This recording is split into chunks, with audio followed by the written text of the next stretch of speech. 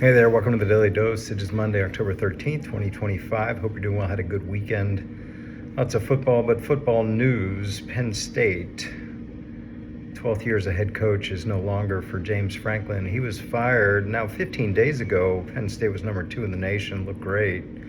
And then losses to UCLA and Oregon and now Northwestern yesterday. And shocked me that James Franklin was fired. Some personal insight too. James and I worked together at the Packers. He was a wide receivers coach, which is often a tough job. A lot of egos, divas can be in that room. He handled it very well. I liked him. Got to sit next to him on a couple plane rides, enjoyed talking to him. Stayed in touch over the years, and I've talked and spoken to the Penn State front office and coaching staff and staff in general for a couple of times over the past couple of years. So I like James, I respect what he's done, and it's sorry to see him go. A lot of the information is coming out about his buyout and money owed to him. Basically, here's the deal. In 2021, he signed a long-term extension, started in 2022. Roughly $8.5 million a year, puts him up towards the top of the head coaches in college football, certainly not at the top. And Bill Belichick, who we've talked about, is already at $10 million just walking in, so he was way above that. But listen, $8.5 million on an extension through 2031, that's about 6.5 years left. That's over $50 million. Now, my pet peeve on this is that it's called a buyout. It's not a buyout. I don't think it's a buyout where he's going to get the money right away. It's basically remaining term on the contract. So he's got 50 plus million left on the contract. He'll be paid 50 plus million on the contract.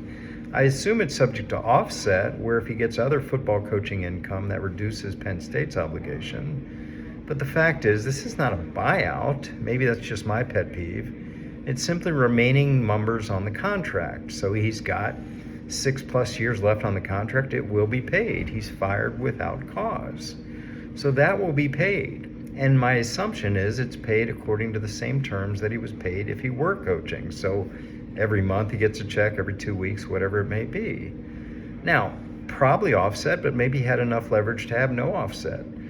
These reports of buyouts. Now, I suppose there's some times where a school and a coach can come to a negotiated agreement.